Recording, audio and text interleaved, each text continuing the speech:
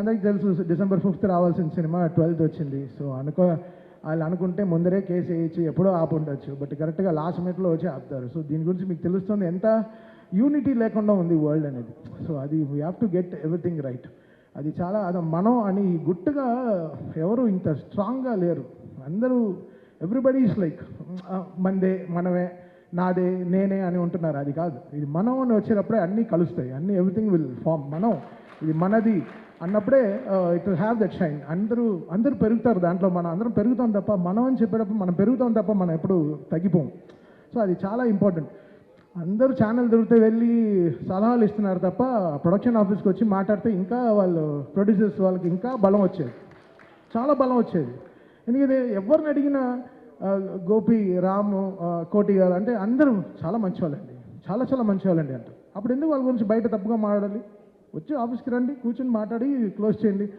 Channel mic దొరికితే ఎక్కి మాట్లాడడం తప్పు కదా. అందరూ ఎక్కడికి వెళ్ళి ల్యాండ్ అవుతాం అనేది చూడాలి. సో ఇండస్ట్రీలోనే ఒక యూనిటీ లేదు. మీరు అందరూ కలిసి ఉండే సమయం వచ్చింది. ఈ పాటికి మీరు అందరూ చాలా గట్టిగా కూర్చుని ఒక సినిమా రిలీజ్ అవ్వాలంటే అందరూ కష్టపడి అందరం కలుస్తూనే ఒక సినిమా రిలీజ్ అవుతుంది. ఏదో ఒక ఇంటి 4 గోడ మధ్యలో అవ్వాల్సింది ప్రపంచం అంతా చాలా బ్యాడ్గా వెళ్తుంది. మన టాలీవుడ్ ఇండస్ట్రీ చాలా చాలా గొప్ప ఇండస్ట్రీ. మనకుండే ఫ్యాన్స్ పవర్ ఏ వరల్డ్లో లేదు. మనకుండే ఫ్యాన్స్ పవర్, మనకుండే హీరోలు ఇంతమంది ఎక్కడ ఏ లాంగ్వేజ్లోనూ లేరు. బయట అంతా చాలా ఈర్ష. టాలీవుడ్ తెలుగు ఇండస్ట్రీ అంటే సూపర్ అని వాళ్ళకి చాలా ఈర్ష, చాలా పెద్ద దిష్టి తగిలింది మన తెలుగు ఇండస్ట్రీకి. యాక్చువల్గా బయట తెరిస్తే అసలు యూట్యూబ్ తెరిస్తే ఒకరిని తిట్టుకోవడం, ఇంకోటి తిట్టుకోవడం, చాలా నెగిటివిటీ అయిపోయింది. అది కాకుండా మనందరం కలిసి ఒక నిజంగా అందరం ఒక యూనిటీగా ఎవ్రీ సినిమా నా సినిమానే.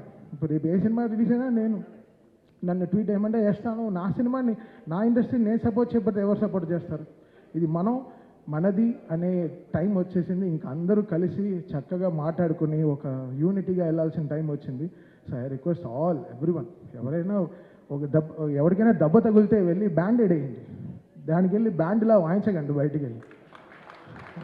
అది చాలా తప్పు. అది మీరు ఆలోచించేదే తప్పు. ఇక్కడ ఈ సినిమాకి ఏం బిజినెస్ జరుగుతుందని వరల్డ్ వైడ్ ఎందుకు తెలియాలి?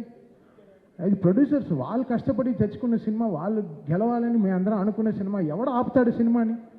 లాస్ట్ మినిట్లో ఎందుకు ఆపాలి సినిమాని? ప్రొడ్యూసర్ ఆపుతాడా? నా సినిమా 5వ తారీఖు రిలీజ్ అంటే 4వ తారీఖు సాయంత్రం 7ంటికి ట్వీట్ చేయాల్సిన కర్మ వాళ్ళకేంటి?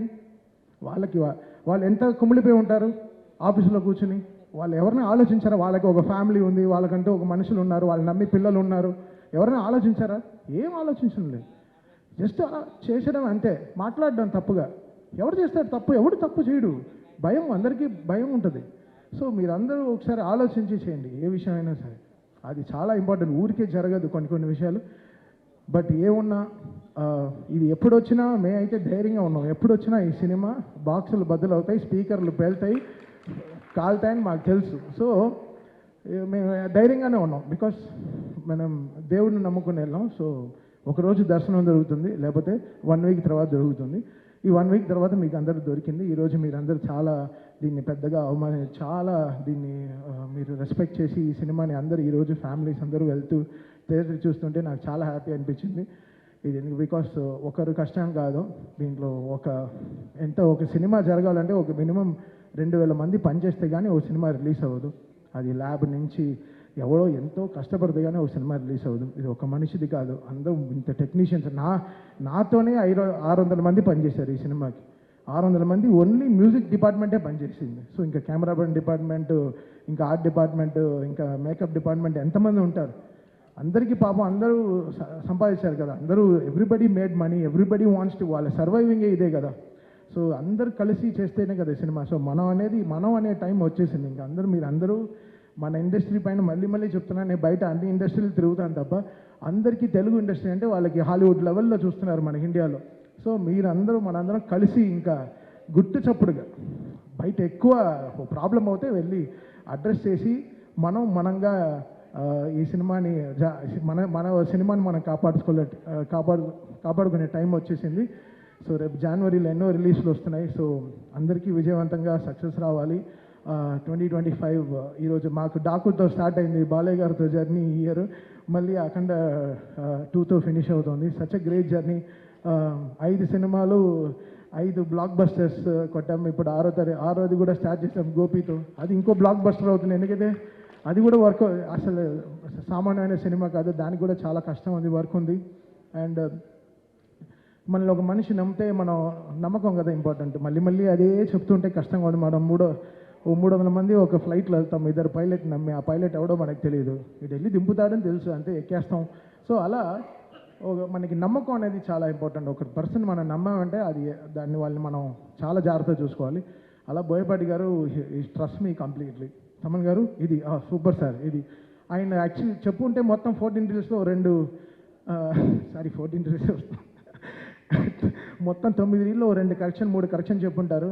నీకు కరెక్షన్ ఎందుకు రాలేదంటే ఆయన నన్ను నమ్మారు కాబట్టి నేను ఆయనకి జాగ్రత్తగా చేశాను సినిమాని, అంతే. ఆయన నమ్మారు, ఓకే అసలు కరెక్షన్ రాకుండా ఉండాలి అనే లెవెల్లో కొంచెం డిలే చేశాను. నా వల్ల కొంచెం డిలే ఉంది, బికాస్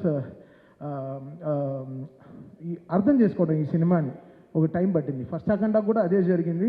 ఒక 25 days ఎలా చేయాలి ఆలోచిస్తున్నాను. ఈయన ఏంటి ఇలా తీశారు, ఏంటి ఇంటర్వెల్కే ఇంత ఊపిరి తట్టుకోకుండా చేశారు, ఇంకా 5వ రీల్ 6వ రీల్ 7వ రీల్ ఎలా చేయాలి, అసలు మౌంట్ ఎవరెస్ట్ లాగా ఉండింది క్లైంబింగ్ ఈ సినిమా. సో ఇంత వెయిట్ ఉన్నా ఎలా కష్టపడి ఎక్కేసాం, కొండని ఎక్కి ఫినిష్ చేసాం అనమాట. సో థ్యాంక్ యూ బోయపాటి గారు అండ్ బాలయ్య గారు ఫర్ ద గ్రేటెస్ట్ ట్రస్ట్.